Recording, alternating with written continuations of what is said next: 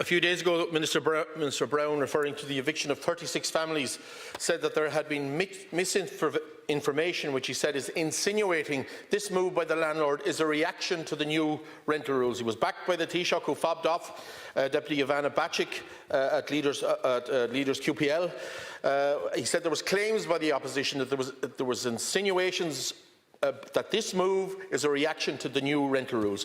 A couple of hours ago, Tánaiste, the presenter Alan Corcoran on his morning mix programme on South East Radio played an audio from a doorbell camera video that I can give you of one of these evictions being served last Friday.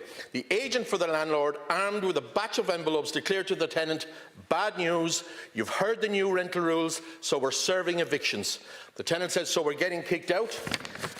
The agent said, "Maybe not. It's just that the new rules are coming in on the 1st of March.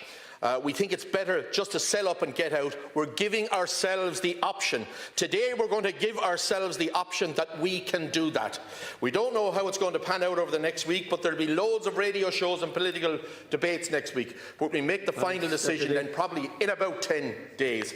Tánaiste, is this how tenants in this modern, wealthy country can treat its people? Evictions absolutely linked to the new tenancy laws introduced by this government. Please, Tánaiste, this has to be investigated and these tenants must be looked after in the way that they deserve. No, thanks, Deputy Lawlor, and I know Alan Corcoran, and I'll listen back to his programme and the information you've just put on the record of the House, as I'm sure, and the Minister for Housing will do as well. I mean, my starting point, though, in this conversation is that the new rules are not meant to affect existing tenants, and laws do need to be complied with by landlords, and existing tenancies need to be respected, and we do have oversight mechanisms in relation to anybody who breaches those rules, including the RTB and other mechanisms too.